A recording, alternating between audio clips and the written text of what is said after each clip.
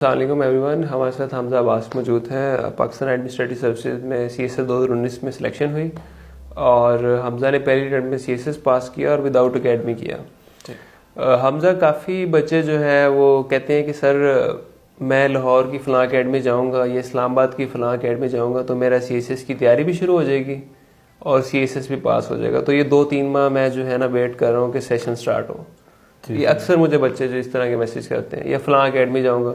तो क्या ये उनको सिर्फ आप ये बता दें कि भाई जितनी देर बैठे हो गाइडेंस जहाँ से मर्जी लें, लेकिन वो घर बैठ के अपना कोई प्रोडक्टिव काम करें, कोई पढ़ाई करें, किस तरह पढ़ें, वो शुरू कैसे करें, पहला स्टेप क्या होना चाहिए बच्चे का?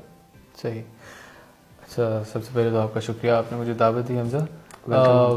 देखिए, एकेडमी आप जाना चाहते हैं, सौ बिस्मिल्लाह आप ज़रूर जाइए, लेकिन एकेडमी भी जाके आपसे सबसे पहला यही सवाल किया जाएगा कि आपके सब्जेक्ट्स क्या हैं, आप कौन से ऑप्शंस रखना चाह रहे हैं, CSS के बारे में आपको कितना पता है, कितना नहीं पता। अगर वो आपसे डायरेक्टली सवाल नहीं भी करेंगे तो आप खुद ये फील करेंगे कि मुझे पता भी है कि मैं क्या करूँ क्या नहीं कर रहा। तो इसलिए बड़ा ज़रूरी है कि when you are jumping into something you should have prior knowledge about that particular situation in which you jumping into, right.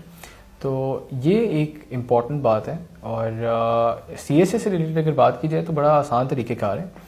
आपने अगर एक बार सोच दिया कि आप CSS करना चाह रहे हैं, या आपके जहन में अगर ये ख्याल भी है कि हाँ कभी मैं CSS अटैम्प्ट करना चाहूँगा, तो आप तभी अटैम्प्ट करेंगे अगर आपको उसके बारे में कुछ ना कुछ पता होगा। तो उसका सबसे आसान हल क्या है कि आप जाएं और जाके आप जैसे ये हमजा ने अपने फ़ोन में खोला हुआ है सिलेबस, ठीक है।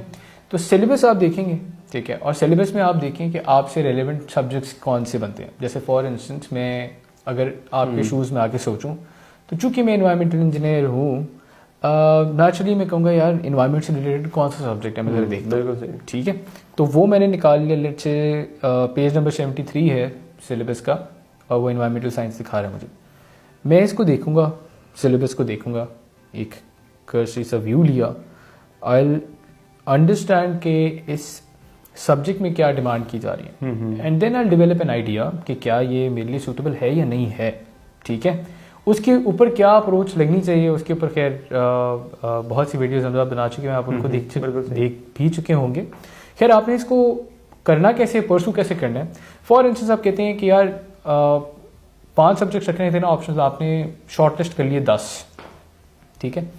अब उनके बारे में भी आप एक अंदाज़ा लगाना चाह रहे हैं कि यार इनमें से भी मैं कौन सी शॉर्ट लिस्ट करूँ, या एक आइडिया लगाना चाह रहा हूँ कि what this subject is asking for. Syllabus खोला, जैसे ये सिलेबस है पेज नंबर 73, ठीक है, ये आपको नज़र आ रहा है।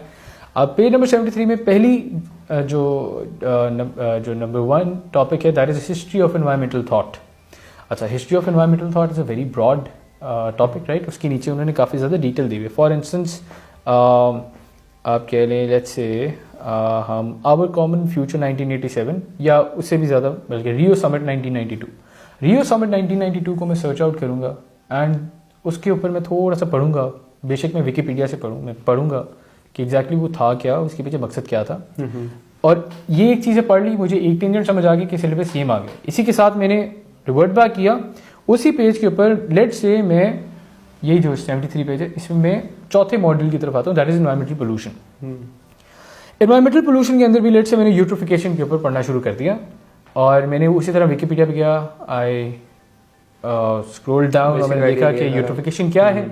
इससे क्या हुआ, मुझे simply with in half an hour एक प्रॉपर तो नहीं, खैर एक रूडिमेंट्री आइडिया हो गया कि इस सब्जेक्ट की डायमेंशंस कितनी हैं, या कितनी ज़्यादा डायमेंशंस पे ये सब्जेक्ट मबनी हो सकता है या है, ठीक है। एक रफ सा आइडिया हो गया। इसी के साथ मैंने मूव आउट किया टू मूव फॉरवर्ड किया मैंने बाकी सब्जेक्ट की तरफ। सर एग्जांपल ले लेते हैं कि मैंने एनवायरमेंटल साइंस के बाद मैंने कहा कि चलो यार मैं पॉलिटिकल साइंस को देख लेता हूँ। पॉलिटिकल साइंस का मैंने वो सिलेबस उठाया, उसके अंदर भी मैंने देखा क्या पॉलिटिकल साइंस में फला चीज़ पूछी गई है। फॉर इंस्टेंस जी के व्हाट आर राइट्स, या for that matter what is law, law क्या है। लॉ के ऊपर मैंने पढ़ना शुरू किया, मैंने देखा कि बड़ी थेरी है। उसके बाद मैं नीचे गया, मैंने फ़िलासफ़र्स को देखा कि यार ये फ़िलासफ़र्स भी पूछे जा रहे हैं, फ़िलासफ़र्स के बारे में क्या पूछा गया, उसका मैंने एक एनालिसिस लगाया। अब ये एक्सरसाइज जब आपकी हो गई, अब देखिए 2 सब्जेक्ट की बात किया मैंने, political science, environmental science.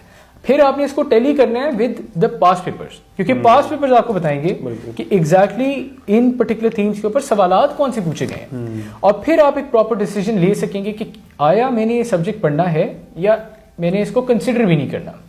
Academy जब आप जाएंगे तब आप इनको पढ़ लीजिएगा, लेकिन उससे पहले आपके पास ये डिसीजन जरूर होना चाहिए या आपने ले लिया हो कि आप क्या पढ़ना चाह रहे हैं या प्रोबेबल सब्जेक्ट्स क्या हैं जिनके अंदर से आप अपने फाइनल सब्जेक्ट्स चूज करेंगे।